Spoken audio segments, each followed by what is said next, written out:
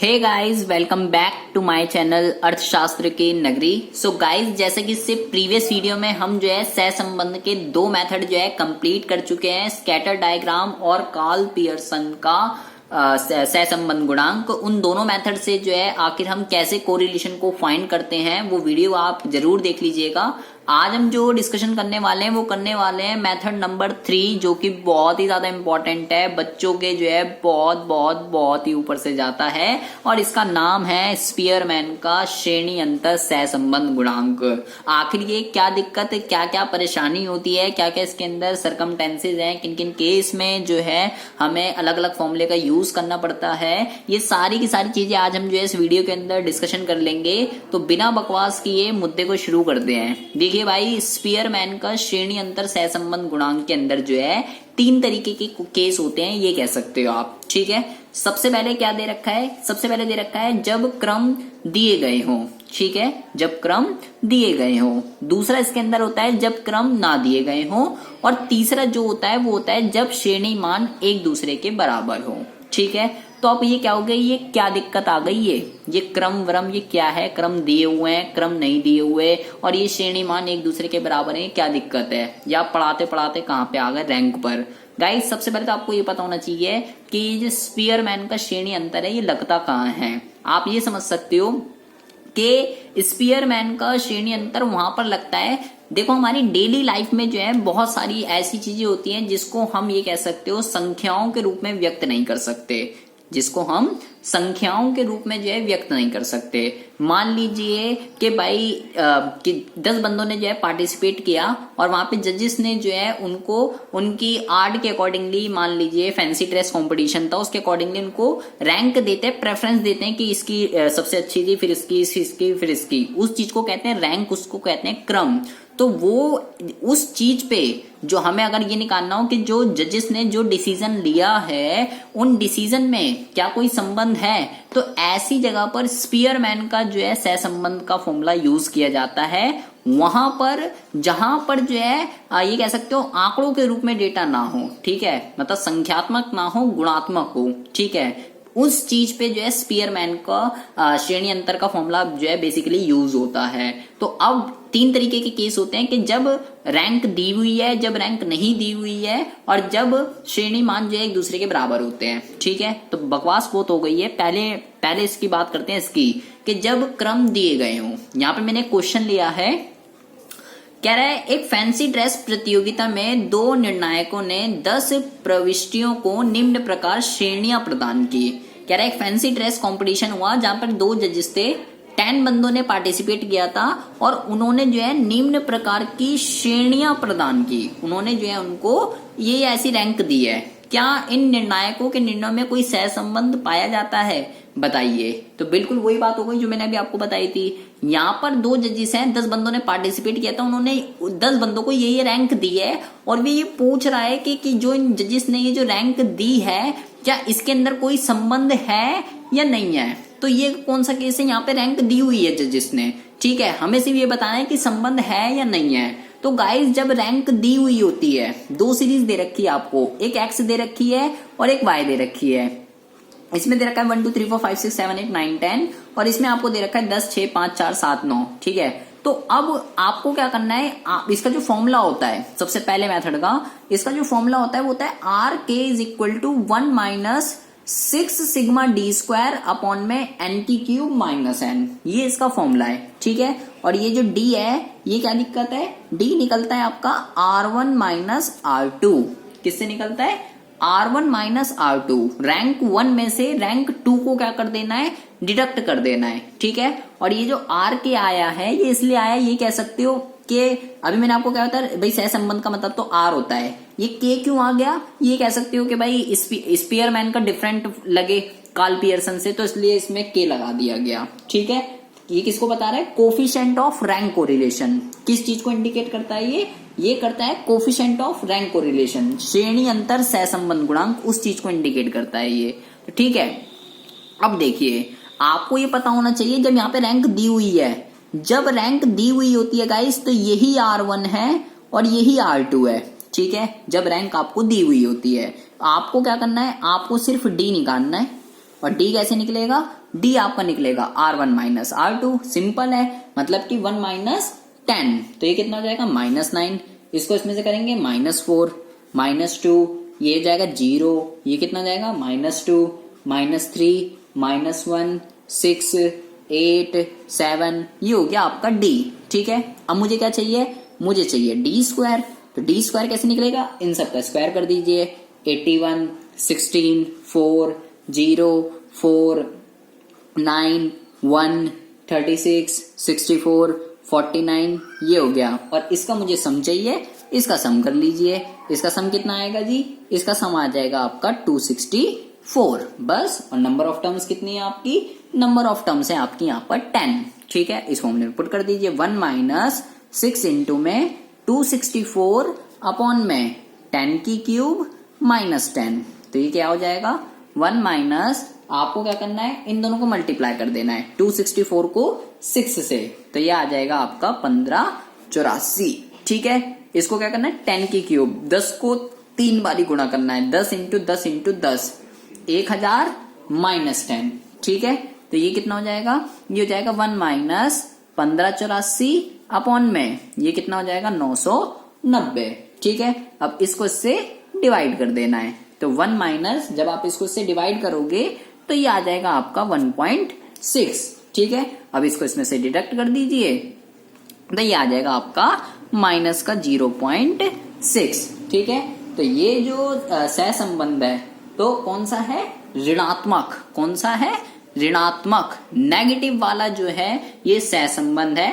और नेगेटिव में भी कौन सा है, इंटरवल पे, कहाँ पे बिलोंग कर रहा है ये, 0.25 से लेके 75 वाले के बीच में, मतलब मॉडरेट वाले पे जो है ये लाई कर रहा है। तो ये इसका सबसे पहला और सबसे आसान जो है इसके अंदर मेथड है, जब रैंक आपको जो है दी हुई होती है। गाइज एक चीज आपको ध्यान रखनी है, वो आपको नहीं बताएगा कि मैं कौन सा केस दे रहा हूं, कि रैंक दी हुई है या रैंक नहीं दी हुई है, या जब श्रेणी मान एक दूसरे के बराबर है, ये आपको खुद पता होना चाहिए। अभी जैसे मैंने यहाँ क्वेश्चन लिखा, तो यहाँ पे क्या कह रहा था कि 2 जजेस थे, उन्होंने 10 जो भी पार्टिसिपेंट थे उन्होंने ये रैंक दी, यहाँ पर उसमें क्वेश्चन में ये लिखा हुआ है। ठीक है, और वो पूछ रहा था कि क्या इन जजेस ने जो रैंक दी है, क्या इनके डिसीजन में कोई सहसंबंध है या नहीं है, तो यहाँ पर मतलब रैंक दी हुई थी। अब मैं दूसरा क्वेश्चन कराता हूं इसका, जब क्रम ना दिए गए हों, तो इसमें देखिए कैसे होगा। अब देखिए यहाँ पे क्या कह रहा है, कह रहा है एक कविता पाठ प्रतियोगिता में 10 प्रविष्टियों को निम्न प्रकार अंक प्रदान किए गए हैं, इन समंकों का श्रेणी अंतर सहसंबंध ज्ञात कीजिए। अब यहाँ पे क्या दिया है, कह रहा है 2 अंक दिए गए हैं 10 प्रविष्टियों को, मतलब 10 कंटेस्टेंट थे, पार्टिसिपेंट थे, कुछ भी कह सकते हो, उनको ये अंक दिए गए हैं। अब हमें यहाँ पे जो है श्रेणी अंतर सहसंबंध गुणांक निकालना है। ठीक है, तो यहाँ पर रैंक नहीं दी हुई है, उस क्वेश्चन की लैंग्वेज में और इस क्वेश्चन की लैंग्वेज में बहुत ही ज्यादा अंतर है। तो अब यहाँ पर हमें रैंक जो है वो खुद देनी है, हमें यहाँ पर रैंक क्या करनी है, यहाँ पर हमें रैंक जो है खुद देनी है। तो क्वेश्चन क्या है कि रैंक कैसे देते हैं, बहुत ही ज्यादा ध्यान से सुनना है गाइस, हमें एक्स में भी रैंक देनी है और वाई में भी रैंक देनी है। ठीक है, रैंक देते कैसे हैं गाइस, आप सबसे छोटे को भी सबसे पहली रैंक दे सकते हो और सबसे बड़े को भी सबसे पहली रैंक दे सकते हो, कोई दिक्कत परेशानी वाली बात जो है वो नहीं है। ठीक है, या बस एक चीज आपको ध्यान रखनी है कि अगर आपने एक्स में सबसे छोटे को दी है ना, तो वाई में भी सबसे छोटे को देनी पड़ेगी। ठीक है, अगर एक्स में आपने सबसे बड़े को दी है तो वाई में भी आपको सबसे बड़े को ही रैंक देनी पड़ेगी। ठीक है, तो अब देखिए, मान लो मैंने इसको दे दिया 1, सबसे छोटा जो है एक्स में कौन है, वो 9 है। ठीक है, तो अब मुझे वाई में भी जो है सबसे छोटे को ही 1 देनी पड़ेगी। तो पहले मैं एक्स को दे देता हूं सारा, 9 से बड़ा कौन है, 9 से बड़ा है जी 2। ठीक है, उसके बाद कौन है जी, उसके बाद है 11 3, उसके बाद कौन है जी, उसके बाद है जी 12 4। ठीक है, उसके बाद कौन है जी 13 5, उसके बाद 14 6, उसके बाद 15 7, उसके बाद 16 8, उसके बाद इसको 9 और इसको 10। ठीक है, मैंने इसमें रैंक दे दी एक्स में। दोबारा देख लीजिए, अब वाई में देनी है, सबसे छोटे को सबसे पहली रैंक देनी है आपको, सबसे छोटे को सबसे पहली रैंक देनी है। तो सबसे छोटे को देखिए वाई में देनी है, वाई में सबसे छोटा है ये, तो इसको सबसे पहली रैंक दे दी मैंने 1। अब इसके बाद इससे बड़ा देखना है कि इससे बड़ा कौन है, इससे बड़ा कौन है। तो इससे बड़ा यहाँ पे ये रहा, देखिए 4। तो इसको मैं कितनी रैंक दूंगा, इसको मैं जो रैंक दूंगा, सॉरी यहाँ पे 3 भी है, तो इसको मैं रैंक दूंगा 2। ठीक है, सॉरी यहाँ पे गलत लिख दिया मैंने, ये रहा। इसके बाद इसको रैंक दूंगा 2। ठीक है, 3 को रैंक दे दी मैंने 2। उसके बाद 4 भी है यहाँ पे, इसको रैंक दूंगा मैं 3। उसके बाद 5 है यहाँ पे, इसको रैंक दूंगा 4। ठीक है, उसके बाद इसको रैंक दूंगा मैं 5। ठीक है, उसके बाद इसको रैंक दूंगा मैं 6। इसके बाद 8 नहीं है, इसके बाद इसको मैं रैंक दूंगा 7। ठीक है, उसके बाद 9 के बाद बड़ा नंबर देखना है, 8 मुझे रैंक देनी है, ये रहा 10, इसको मैंने दे दिया, सॉरी हाँ ये 10 दोनों ही जगह है, चलो ये हो गया 10। उसके बाद 10 से बड़ा नंबर देखना है आपको, 10 के बाद 8 तक मैं रैंक दे चुका हूं। ठीक है, ये रहा, इसको रैंक मैंने दे दी 9 और इसको मैं रैंक दे दूंगा 10। ठीक है, अगर x में आपने सबसे छोटे को दी है तो y में भी सबसे छोटे को ही देनी है, अगर x में सबसे बड़े को दी है तो y में भी आपको सबसे बड़े को देनी है। अब मैं क्या करूंगा, फॉर्मूला वही है इसका भी, तो क्या करना है मुझे, d निकालना है मुझे सबसे पहले। तो कैसे निकलता है, इसको इसमें से डिडक्ट करके, माइनस का 3 0 3 0 -3 -3 6 2 1 -3। फिर मैं क्या करूंगा, फिर मुझे इसका स्क्वायर चाहिए, तो स्क्वायर 909099 36 4 1 9 और इसका सम चाहिए, ये आ गया 86। ठीक है, अब देखिए, अभी हो गया 1 माइनस 6 इंटू में 86 अपॉन में नंबर ऑफ टर्म्स, तो नंबर ऑफ टर्म्स कितनी है इसमें, वो भी 10 ही है, तो ये कितना हो जाएगा 10 की क्यूब -10। तो ये हो गया 1 माइनस, इन दोनों को मल्टीप्लाई कर दीजिए, ये आएगा 516 और ये कितना आएगा 990। अभी पीछे ही सॉल्व करके आए थे, इसको इससे डिवाइड कर दीजिए, 1 माइनस इसको इससे आप जब डिवाइड करोगे ये आएगा 0.52 और ये आ जाएगा आपका 0.48। कितना आ जाएगा 0.48। ठीक है, तो धनात्मक वाला है ये पॉजिटिव का, पॉजिटिव सहसंबंध है। यहां पर हमने रैंक खुद दी है, मैं बार बार कह रहा हूं, वो आपको नहीं बताएगा कि रैंक गिवन का केस है या रैंक नॉट गिवन का केस है। आपको क्वेश्चन की लैंग्वेज के अकॉर्डिंगली देखना पड़ेगा कि क्या आपको गिवन है। तो 2 केस हो गए, अब बात करते हैं तीसरे केस की, बहुत ही ज्यादा इंपॉर्टेंट है, बहुत ही ध्यान से देना है आपको। अब देखिए, अब यहाँ पे क्वेश्चन तो वही है, रैंक मुझे देनी है, लेकिन जब आप रैंक देंगे तो यहाँ पर क्या होगा, यहाँ पर वैल्यू जैसे देखो 10 10 सेम है, ऐसे यहाँ पर भी आप देखेंगे 12। ठीक है, 12, यहाँ पर वैल्यू क्या हो रही है, रिपीट हो रही है। तो जब वैल्यू रिपीट होती है तो ऐसे केस में जो है रैंक कैसे देते हैं, ये आपको जो है समझना है गाइस, बहुत ही इंपॉर्टेंट है। करना वही है, सबसे छोटे को भी दे सकते हो, सबसे बड़े को भी दे सकते हो। अभी मैंने जैसे सबसे छोटे को दी थी ना पीछे, अब मैं मान लो सबसे बड़े को देता हूं। एक्स में सबसे बड़ा नंबर कौन है, 28 है। ठीक है, मान लीजिए मैंने इसको दे दिया 1। ठीक है, उसके बाद कौन है, उसके बाद है 20, उसको मैंने दे दी मान लीजिए 2। ठीक है, उसके बाद कौन है 18, उसको मैंने दे दी 3। उसके बाद कौन है 16, इसको मैंने दे दी 4। ठीक है, 16 के बाद कौन है 15, इसको मैंने दे दी 5। 15 के बाद जो है कौन है 12, इसको मैंने दे दी 6। अब बहुत ही ज्यादा ध्यान से सुनना है, अब मुझे 10 को रैंक देनी है। 10 यहाँ पे भी लिखा हुआ है, 10 यहाँ पे लिखा है, 6 तक मैं जो है अलॉट कर चुका हूं। अब मुझे देनी है 7 और 8। अगर इसको 7 दे दिया, इसको 8 दे दिया तो ये बुरा मान जाएगा, इसको 7 दे दिया, इसको 8 दे दिया तो वो बुरा मान जाएगा, दोनों में लड़ाई छिड़ जाएगी, महाभारत हो जाएगी। तो ऐसी सिचुएशन में कैसे रैंक देते हैं, जब वैल्यूज जो है वो टाई हो जाती है। आपको ये देखना है टाई कहां पे हो रही है, क्या क्या देना है आपको, 7 और 8। तो आपको क्या करना है, 7 और 8 दोनों को प्लस करके 2 से डिवाइड कर देंगे। 7 और 8 दोनों को प्लस करके 2 से डिवाइड कर दीजिए, ये हो गया 15/2 और ये कितना हो गया 7.5। कितना हो जाएगा 7.5। तो ना 7 मिलेगी ना 8 मिलेगी, दोनों लड़ाई ना करें, कितनी कितनी मिल जाएगी, 7.5 7.5। ठीक है जी। अच्छा जी गाइज, यहाँ पे आपको ये ध्यान रखना है बहुत ही ज्यादा, वैल्यू कितनी बारी टाई होती है। मान लो अभी यहाँ पे 2 बारी टाई हो रही है, ठीक है। अगर मान लो 3 बारी लिखा होता, मान लो 10 3 बारी आ रहा होता, तो किस किस में टाई होता, 7 8 9। तो भैया 7, फिर मैं क्या करता, 7 8 9, और डिवाइड किससे करना है, फिर गाइस 3 से डिवाइड करना है। ये चीज आपको बहुत ही ज्यादा ध्यान रखनी है।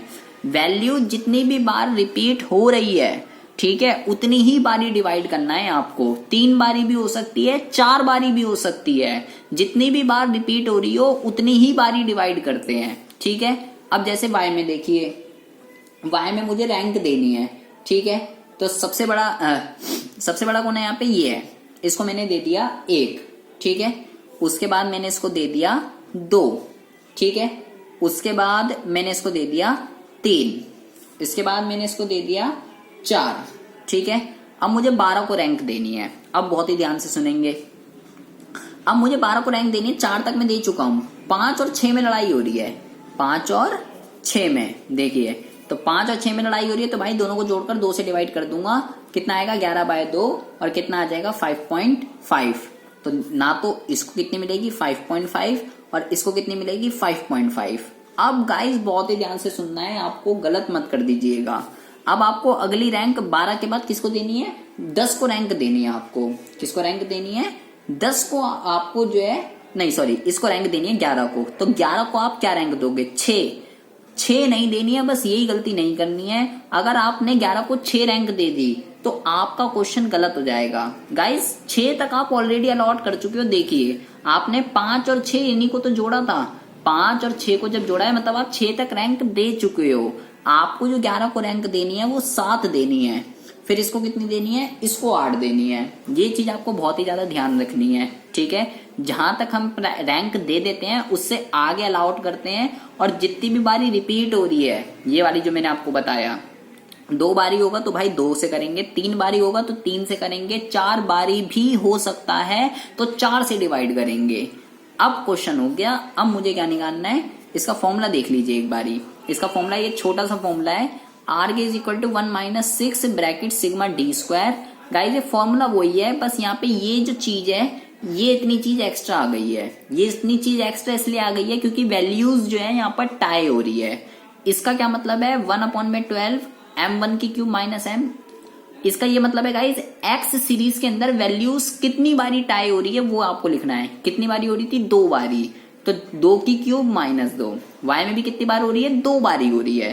तो अगर 3 बारी होगी तो 3 लिखता, 4 बारी होती तो 4 लिखता। जितनी भी बार वैल्यू टाई हो रही है वही आपको यहाँ पर लिखना है, ठीक है।